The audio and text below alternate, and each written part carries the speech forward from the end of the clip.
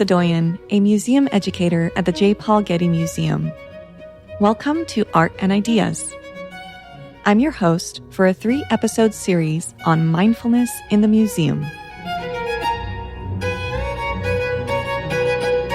Mindfulness, for me, enables me to experience an art museum as if I'm listening to music.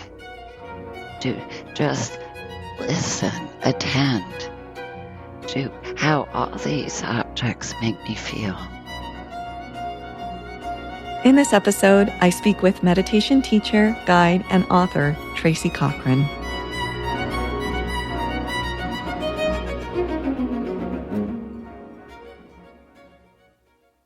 How can we be fully alive with art? How might we feel a work of art in our bodies? Can you remember a time when you let yourself be touched by an artwork? How did it feel? And what does mindfulness have to do with all these questions? Over the last 15 years, as an art historian and museum educator, I've been exploring the idea of how mindfulness practice can shape our experiences in museum spaces. I've focused on how we can bring present moment awareness of our thoughts, sensations, and emotions in museums to deepen our experience of art.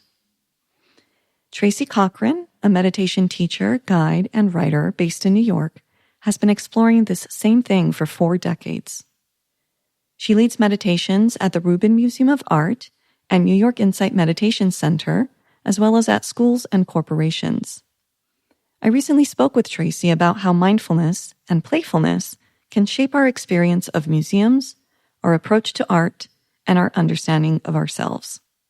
Tracy, thank you so much for joining us today on the Getty Art and Ideas podcast. Well, thank you for inviting me. I'm delighted to be here. I would love to begin by getting to know you a little bit more. If you would like to talk about your background, how you got into meditation work, and maybe even defining mindfulness for our listeners. Jumping right into what mindfulness is, it's to me, and what attracted me to it in the first place, is it's an invitation and a practice that invites me, that invites all of us to be more present to our experience, to be more open to everything that's arising inside us, not just thoughts and conceptual understanding, but sensations and feelings, and that thing called presence. I wanted to be as fully alive as I could be in every circumstance, including in the museum where we met. That's beautiful. I'm wondering if you could talk a little bit about how you see the intersections of mindfulness and art experience playing out in a museum space. The practice of mindfulness for me enables me to be present with a work of art, whether it's modern or something even made yesterday, or something that was designated as a sacred object, in a way that opens me to it, not just conceptually, but with my feelings, with my sensations, with the whole of my experience. And so I've come to see that the real gift of mindfulness is that it's really not something that's limited to sitting on a meditation cushion in a meditation hall. It's a practice of turning the attention towards myself, towards my experience, attending to what's coming up for me as I am standing in front of a canvas or a sculpture, and including that in my experience of being in a museum. that I'm having a relationship with these great works. That's right. Too often we come to the museum expecting to learn something or walk away with some form of knowledge that may have been provided to us. And we're not just brains floating through the museum, but that we come into this experience in our bodies. And that sort of lived experience that we bring to the moment, to the work of art, to the architectural space or the garden or whatever else may be on offer in the museum, recognizing that there's so much more to that relationship, as you just referred to, tending to that relationship, building that relationship with a work of art through our sensations, through our feelings, through our emotions, through our awareness, and that we can, in fact, feel our way through and into and around works of art in ways that don't necessarily privilege the sense of sight. Yeah, it's true. And it's really beautiful the way you put it, of tending to a relationship or cultivating it. I took my little girl to the Tate Modern, and we sat in the Rothko room. I don't know if that's what it's formally called, but his great red and black canvases. And because it was an audio tour for children, it was delightfully simple. They turned the lights off, and we sat there in the dark. And then slowly the lights came up, and these big, mysterious canvases appeared. And the invitation was just, how does this make you feel to see these fuzzy paintings, these simple colors?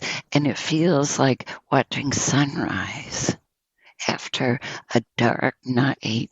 It feels mysterious. And it's so touching to realize years later, having had this direct experience, that Rothko wished to convey something very primary, feelings of ecstasy or doom or terror.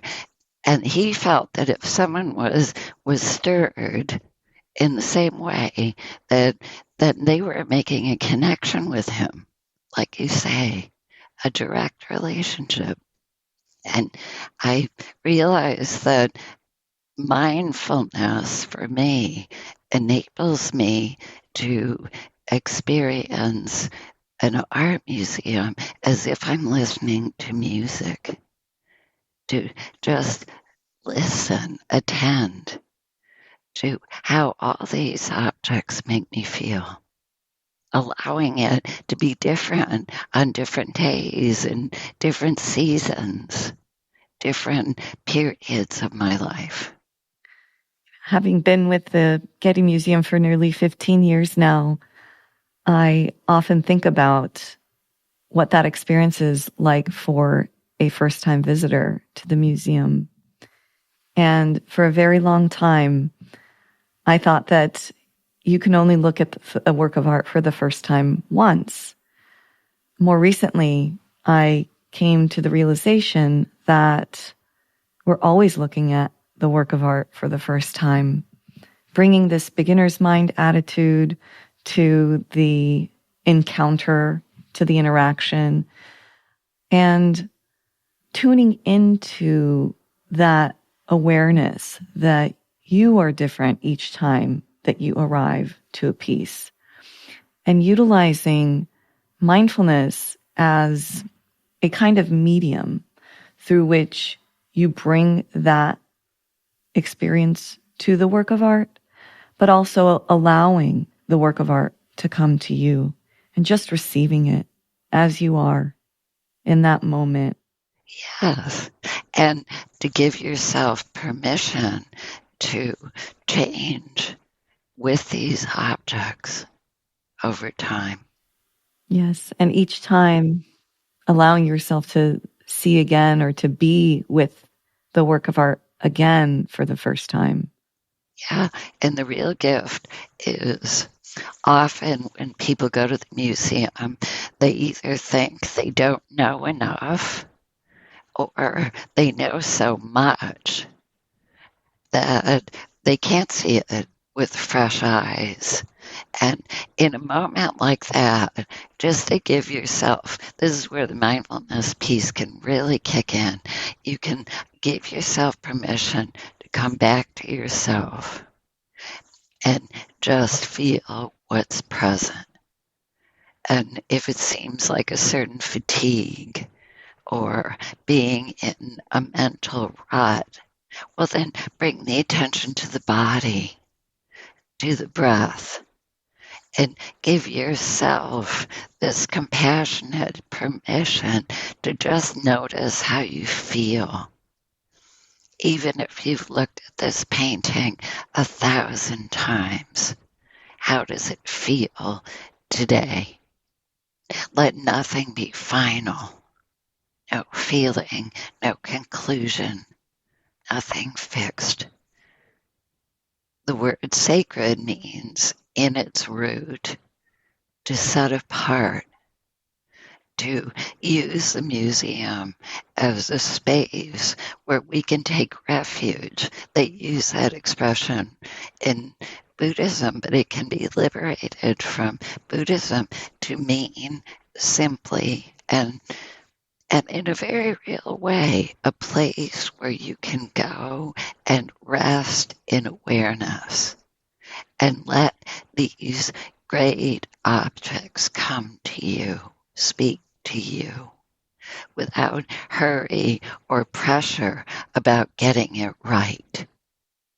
And just notice what touches us. And it could be the light outdoors or a Van Gogh. And just let ourselves be with our own experience. That, I think, is seeing it again.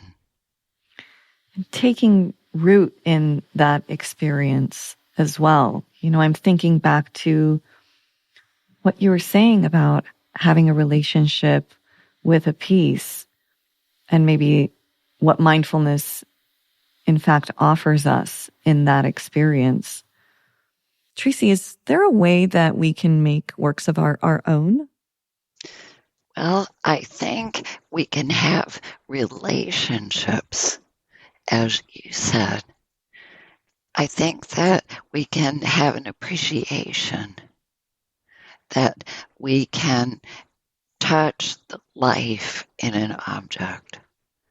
I know with Agnes Martin and Rothko, they both were very taken with music and wished their paintings to be an expression that approached music, that conveyed how it feels to be alive, to be human. And so I love that comparison because I can't own a piece of music in the sense of like freezing it and saying I know it. But I certainly know what it's like to let myself be touched. Just let it flow. Understanding from the start that there's something about it that I can't capture. And in the same way, great art, I can put myself there and imagine like a child. I can play in the sense of drawing on sensation and whatever knowledge I have from living all this time. What would it be like to live with these objects, or to be in the court of Versailles, or to live at a villa? And what might be my values, my concerns, my sense of myself? So in that sense, too, I can go to the museum to be enlarged in a certain way.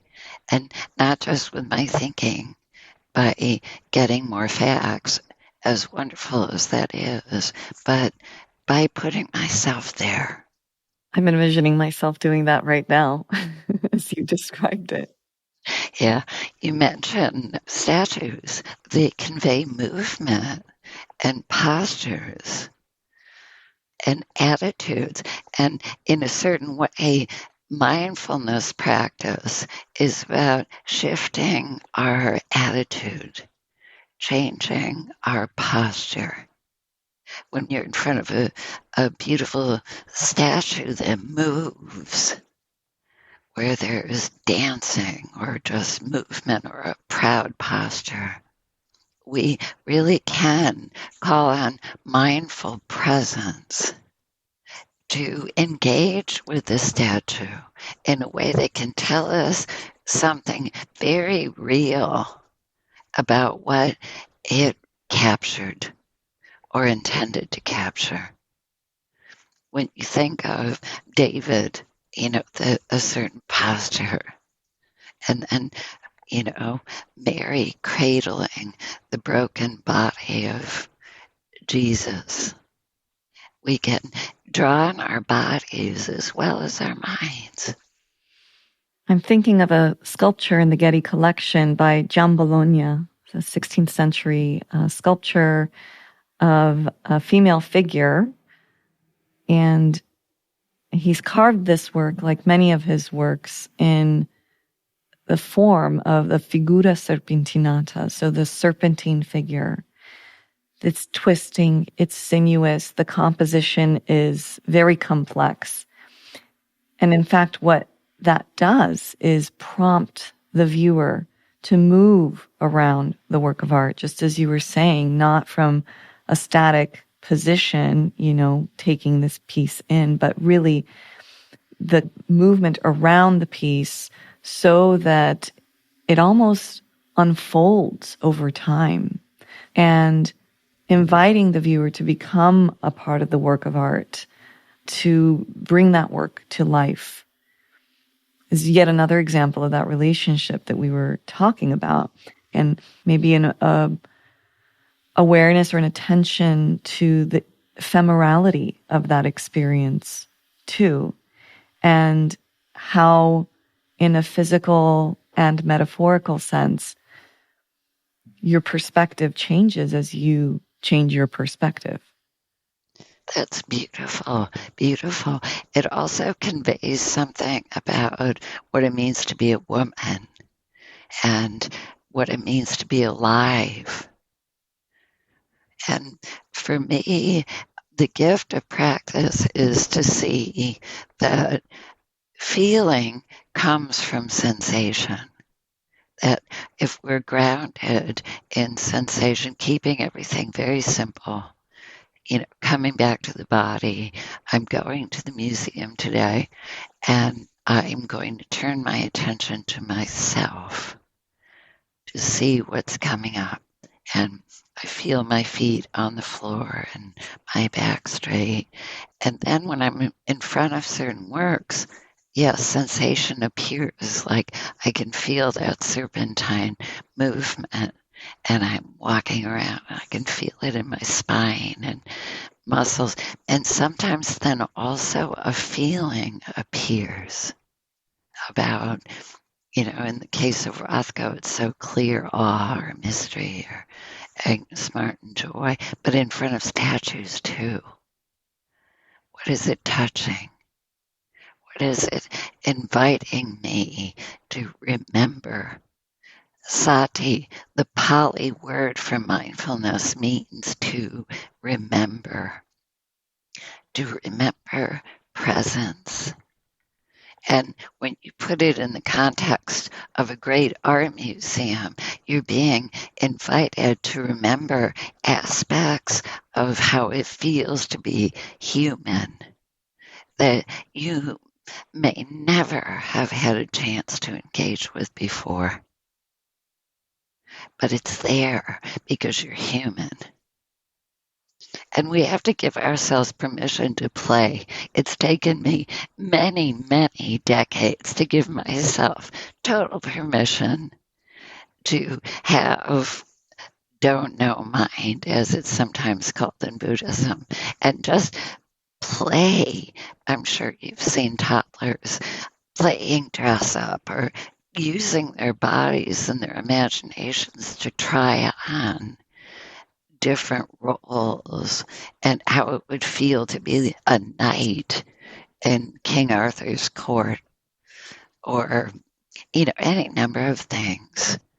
And not as though that's the last word, but as though this is part of the gift of my being able to be present with these great artworks, these great treasures from the past and from contemporary times.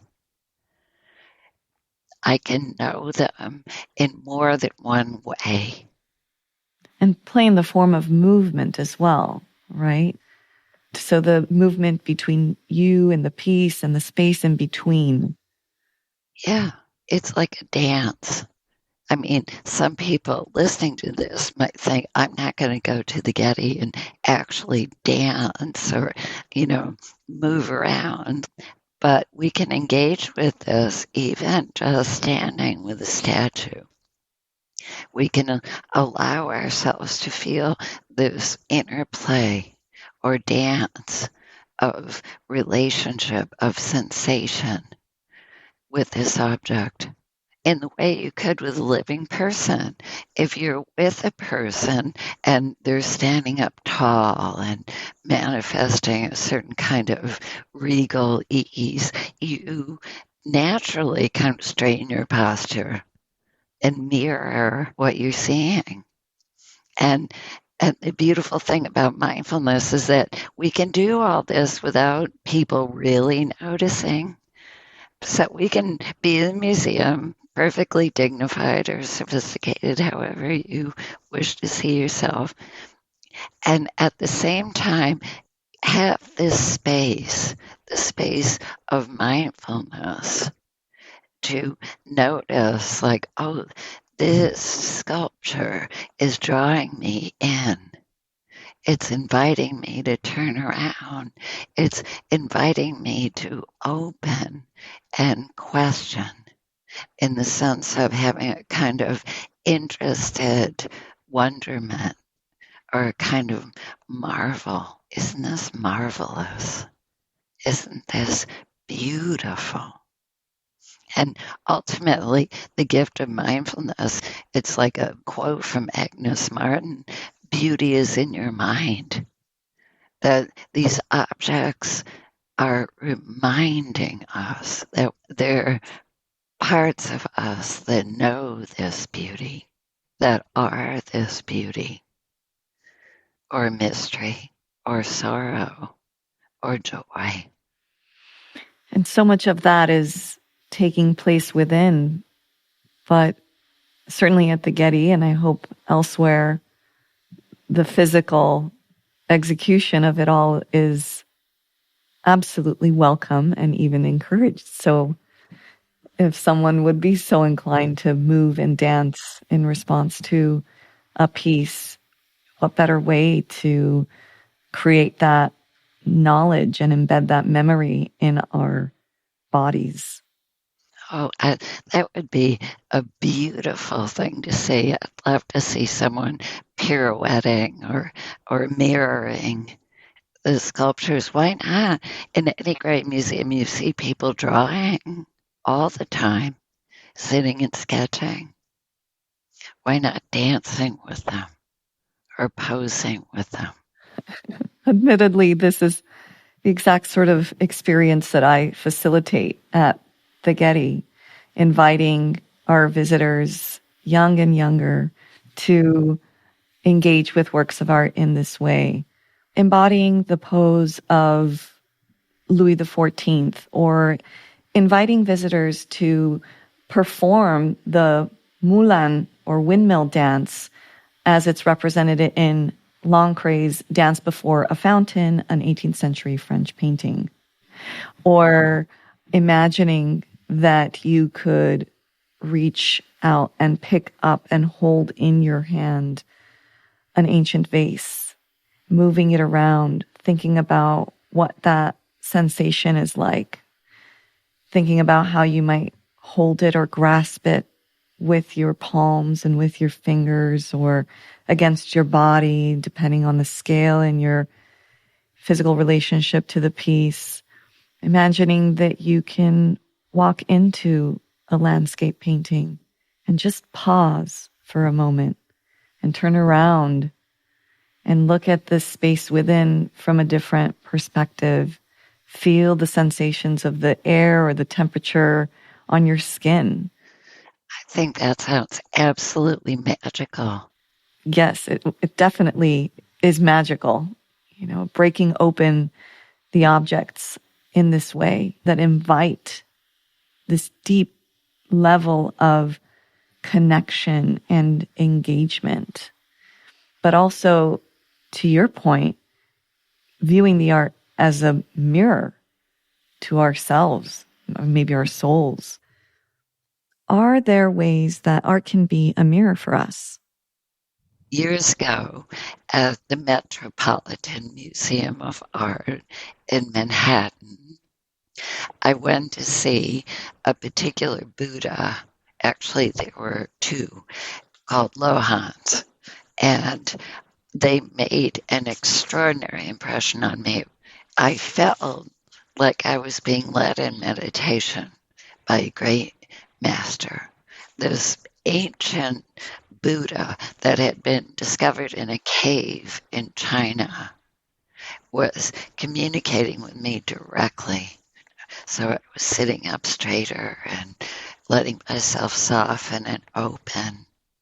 And I would visit that Buddha again and again. And then I began to open enough to discover that it's not just Buddhas. It's not just religious art, but all kinds of art that can communicate with us directly, like a small Dutch painting of Vermeer or something can speak to me directly about home, about what it means to be cozy, and in ways that are beyond words and beyond the conceptual, even though it wasn't necessarily the intention to do that, but it's an extension of what you're saying when you invite people in, like breaking the fourth wall, so to speak, inviting them into these worlds. It's also something that's very personal to us. I know what it means to be cozy. And it doesn't stop there. Then I can look at some wild dancing figure. And that's another kind of cozy, comfortable in your skin. Cozy, like Beyonce in her song Cozy. And the mindfulness is a way of not always reaching outside for knowledge, but for coming home to our own sensation of being present, our own understanding of how it feels to be sad, thinking of Rembrandt, or our own knowledge of how it feels to be cozy in a dark, cold place, our own knowledge of how it feels to be free, beholding some dancing statue or some great Buddha. So it's a two-way relationship. Yes, we are coming to the work of art, but also the work of art is reflecting back to us something we probably already know that's within us. Yeah.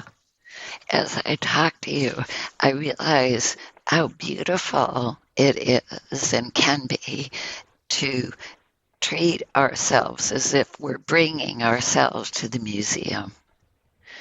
In a way, as if we're our own children. We're bringing this living body, this heart, this mind to this very special place with indoor space, outdoor space, to see how it's touched, what it calls up in us, and what it might renew or let us have insight about right here inside. Yeah. Awakening really what's alive within us already. And giving us permission to see that shining a light, this word like enlightenment, could be a very gentle thing, so that you could see a still life on a table and touch something inside that knows how it feels to be content, to be still, to be happy with something simple in a present moment, to be content, to be at peace. We have been talking about mindfulness in the museum. Could you speak more about mindfulness in a general sense? Yes. In a time when you cannot depend on certainties outside, not that we really ever could, but we lived with stories of what would happen and what was to come. And today, things are very uncertain, very, very changeable. And when we go to the museum, a place like that, I was reminded of this quote that I learned at the Gandhi ashram in India from people who were actually going out into the slums and the streets and practicing there. Just make heaven where you are. It's a place and a time to shift our focus from everything that's going on out there to ourselves, our own perceptions, our own gift of attention. We can give attention to these artworks just like we can give it to our loved ones, and bring this spaciousness, this compassionate, open presence right here and right now. We can become a place of peace, of opening, of joy. And it's touching to realize that some people, some great artists, like Agnes Martin and others, this was their intention. And maybe the intention of museums as well. Yes. Museums are particularly well positioned for introducing or integrating mindfulness as their spaces where generally visitors make a conscious effort to slow down, to engage more fully with art and with themselves. So this idea of making heaven where you are certainly can exist in a museum space, but really in any moment, in this very moment, for all our listeners. Right. And understanding that heaven, that peace, is this very moment, without judgment, without fear, without running away or striving to make it better or alter it, but to just allow ourselves to be present right here and right now, with an awareness that's compassionate, that's open, that's accepting. So one final question. How can other people do this work? Okay, everybody can do this work, and it's the work of a moment. Just for a moment, stop. Just for a moment, pause. And bring the attention home to whatever experience you're having right now, with no comments, no judgments, whatever is present. If it's tension or fatigue, irritability, or calm. Just notice that with kindness, with openness, inviting yourself to be present right now. It's so helpful to keep it really simple. Just turn the attention to the body and sensation. We begin to settle down, and we also begin to open up to this awareness, which is kind. That's our intention. Then we're going to bring an attention towards ourselves as we travel through the museum or through our busy days. That's kind, that's open, that's curious and compassionate. We can all do this at least one moment in the day, then 2, then 3, like that. It's beautiful. Thank you so much for sharing all of your wisdom with us. I'm so grateful for all that you were able to open up for us and to consider and reconsider. Well, thank you so much for the work that you do. And thank you to the Getty Museum. It makes me look at these museums with new eyes as places to go practice, places to go be, just be, and see what comes.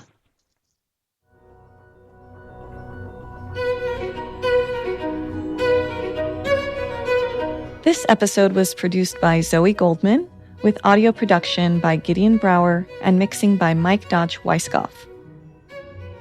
Our theme music comes from The Dharma at Big Sur, composed by John Adams for the opening of the Walt Disney Concert Hall in Los Angeles in 2003, and is licensed with permission from Hendon Music. For new episodes of Art and Ideas, subscribe on Apple Podcasts, Spotify, and other podcast platforms. For photos, transcripts, and other resources, visit getty.edu/podcasts. And if you have a question or an idea for an upcoming episode, write to us at podcasts@getty.edu. Thanks for listening.